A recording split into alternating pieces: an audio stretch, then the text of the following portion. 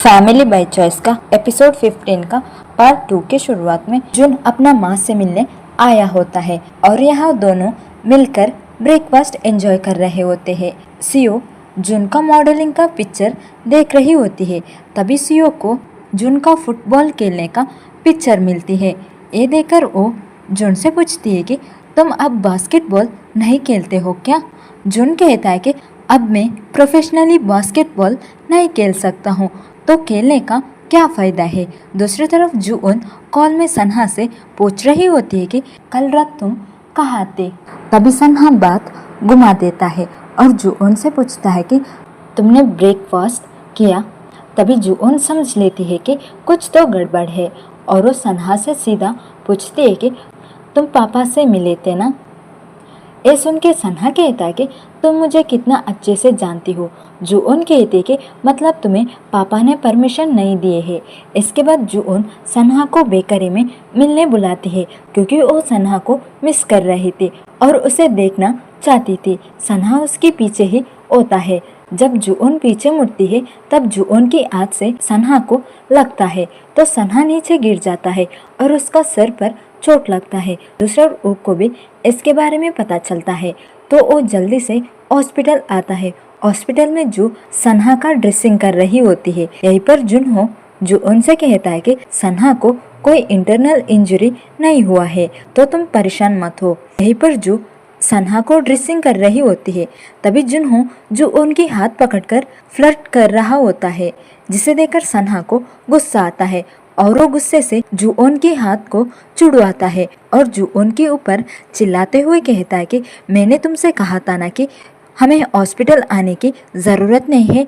और वो जून को अपने तरफ खींचते हुए कहता है कि तुम्हें अपनी बॉयफ्रेंड की बात सुननी चाहिए, जिसे सुनकर जुनहो और जो शॉक हो जाते हैं। तभी जुनहो चिल्लाते हुए कहता है कि एक क्या बकवास है और कुछ कहने ही वाला होता है।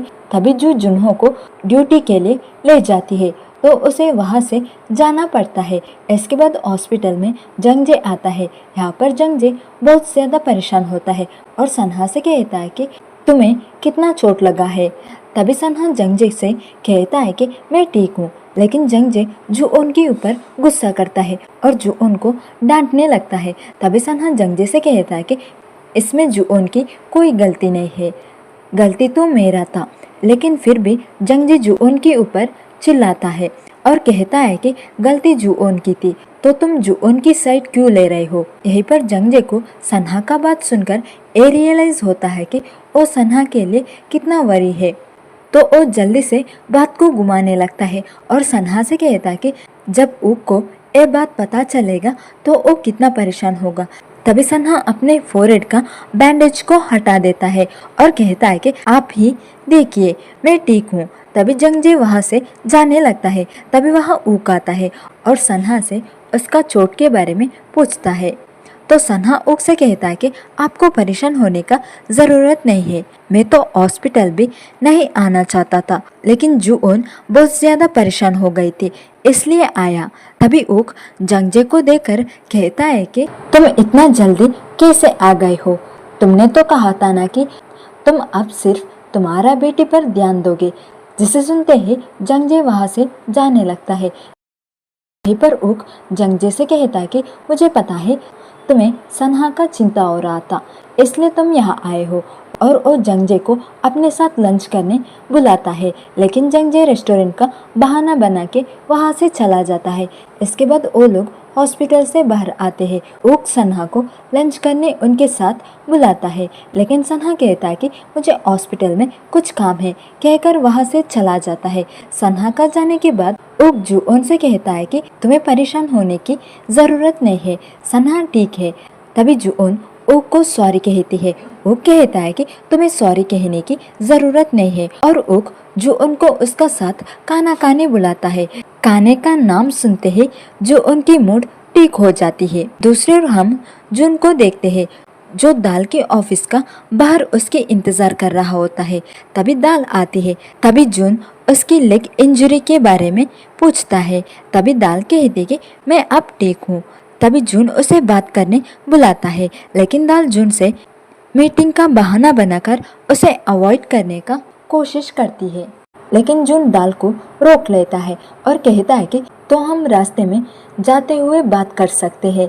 फिर जुन दाल से पूछता है कि क्या तुम मुझे सच में पसंद करती हो? इसका मतलब तुम सनहा को कभी भी प्यार नहीं किए थे।